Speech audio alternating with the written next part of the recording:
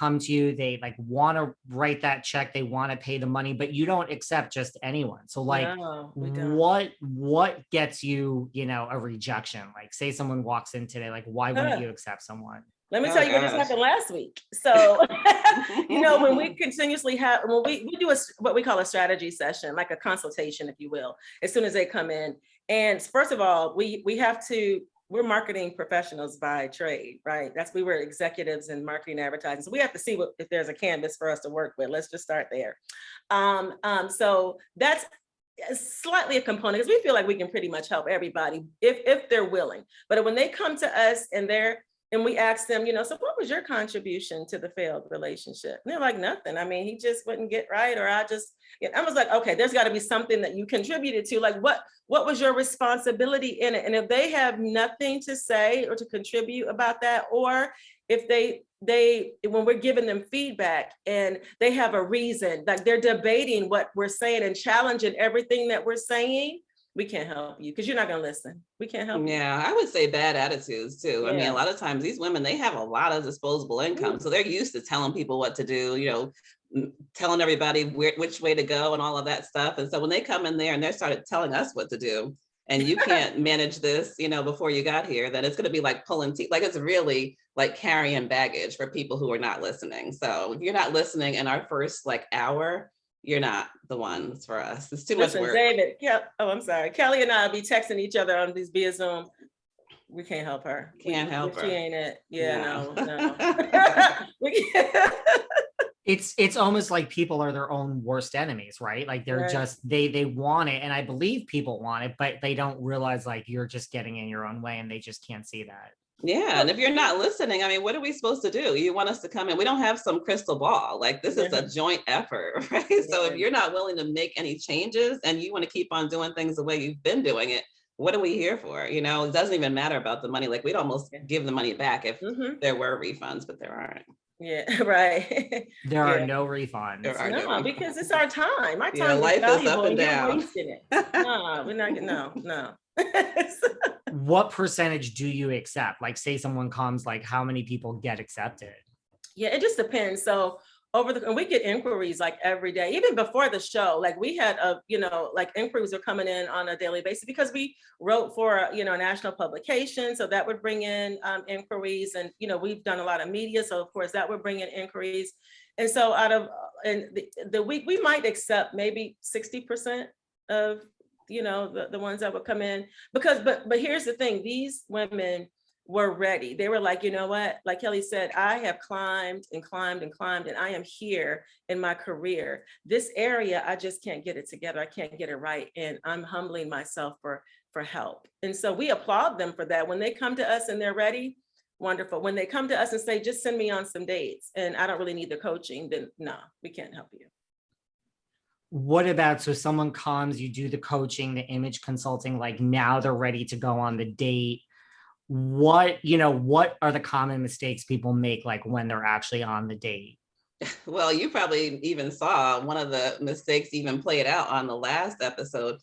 For our clients, it's mostly talking about work. Like we go over conversation topics, like don't talk about your work, don't talk about your pets. Like that is just not it. Like they need to know like what type of experience they're going to have with you if you were in a relationship.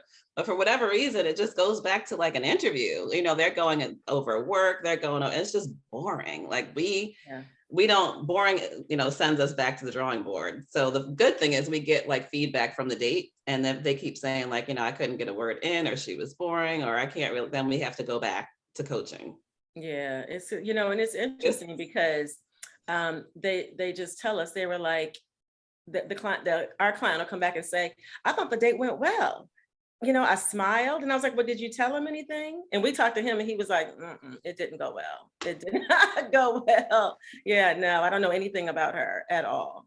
Yeah. What are no-nos, like other than talking about work? Like, do you have a list of like, these are some rules for the date, or like, just don't do this or don't do that? Yeah, we do. So, we always encourage our clients to be present in the date. So we want you to just sit there, don't pull your phone out, ask questions, get to know that person. You're there for a reason, because here's the thing. The first date does nothing but set you up for the second date. If he ghosts you and he doesn't ask you out by the time he's walking you to your car, there's a reason. Yeah, because he needs to understand and know that, okay, she did have a good time and so did I. So you're preparing yourself and positioning yourself for date 2 on date 1. So if you don't get it, then there's a reason for it. Yeah, and I think a lot of people don't realize that the pulse of dating is so fast now. Like you can swipe left. We could have a date tonight at 7:00 if we want. So you have like one date to like really show them what you're bringing. So a lot of times women will be like, well, let me just sit back and look cute. And, maybe, so they're not asking on a second date. So you better tell them like what you like. If you think he's handsome, if you think, that you're enjoying yourself, you got to say all that on date 1 or else you're getting ghosted. And is that true? Like you feel like if the guy doesn't say like lock it down at the end of the first date, it chances, sometimes you're just like, this was great, you get a text, but no, you feel like the guy usually locks it down and says, let's do something tomorrow or 3 days from now on the first date. Yeah, you don't hear know in something. 12 minutes.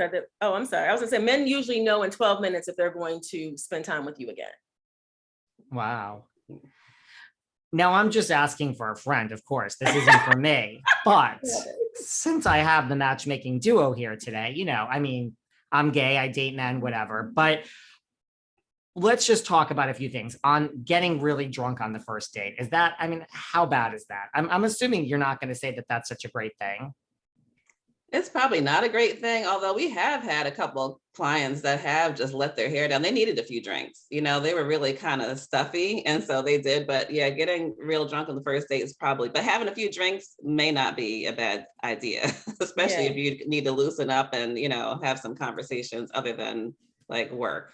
Yeah. So, getting sloppy drunk, no, because then you turn into somebody else. I mean, you do get that liquid courage, but you turn into somebody else and he may not like that person because that person is just, you do want to put your best foot forward, like on the first date. So I would recommend that they not, just a couple of drinks to, just kind of relax and loosen up and just calm your nerves. But, when you start getting into, the sloppiness, no, it's not going to work. And what about, we all do it, like people that, you go in with the best of intentions and sometimes just things go a little too far and, you might do a little too much with someone on the first date. Like, how bad is that? It depends. We've had both. We've had clients that have really just hit it off, like really literally hit it off, right? So the first night and, they've ended up being a long-term relationship. But most of the time I would say that we've seen you go into the friend zone quickly because it's like, okay, he or she does this all the time. And, probably I wasn't special. And then you got to get into that. Well, I don't do this all the time. And they're like, yeah, right. Yeah, right. Yeah. So you don't want to be a bang buddy, and so that's especially She froze. Oh, we're breaking up. You can hear me, right? No. I can. Okay, yeah. I'm sorry. So thank you. Sorry about that. So the people that come to us are looking for marriage. They're looking for like long-term, relationships or marriage. So you don't want to be a bang buddy because that's almost how you started is how it continues. So, but we've had clients that went on a date on a Friday. And so what we do pre-date and post-date calls. So we, prep them before the date and then we talk to them both separately again the next business day. So this particular client, they went out on Friday and we set up another post-date call for Monday. They were still together. So, it happens. What about, you mentioned like, you don't accept everyone, we all know that the duo does not offer refunds, but what brings someone to get kicked out? Like what qualifies being kicked out of like, we just are parting ways? Well, we've had many what we call blessings, right? So sometimes people, when you talk about people who have this kind of money, it's like, it's just too much for them to even take on doing the work and they just disappear. So they just disappear. They're not showing up to appointments. They're like, having us hang on, waiting for, coaching appointments or having us set up a date and they're not really present. Yeah, they're wasting our time and they're wasting their time. And so, yeah, we usually part ways at that point. Yeah, and I have to say we have given, a couple of refunds here and there because when we just feel like it's just not going to work, we're not going to waste our time or yours. So we have early on. Yeah. So not like, recently, but yeah. So now today we established that up front, like this is a team effort. Like you have to believe and you have to make the commitment. Like Kelli said, when they start missing appointments, then you're wasting our time. So yeah. But you know what, David, it's so funny. I know people hear us saying no refunds, but when you think about this business, like it is so up and down. Like this is life. When you think about putting people together on a date one day, they love each other. The next minute they're breaking up. So they usually, if it's a bad day, then all of a sudden it's our fault. Then they want a refund or something, so you're up one day, you're in love. It's like riding a roller coaster. So you have to put in there, like, this is life. We're going to go up, we're going to go down. And it's not our fault when, all of a sudden you all have a huge argument and you want your money back. So right. That's kind of another reason why we put that in there. Yeah, no, we can't. We told you not to sleep with him on the first day. And because he didn't call you back, like we told you in writing, don't do it. We had a whole conversation, don't do it.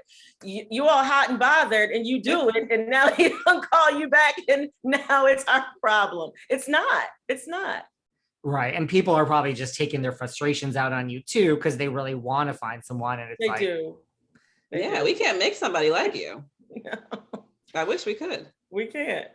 What about what celebrities, do people come in and what celebrities do you hear that people kind of request more so than not? Oh, I want, a Beyonce or whoever. Is there some group of people that you hear more? A lot of the men, they were like, give me somebody like Kim K. They use her a lot. They want her body. And I'm like, okay, so tell me why you want this type of body. Are you going to help pay for it? If she has a couple of kids, it's not going to look like that anymore. Are you going to pay for it to look like that again?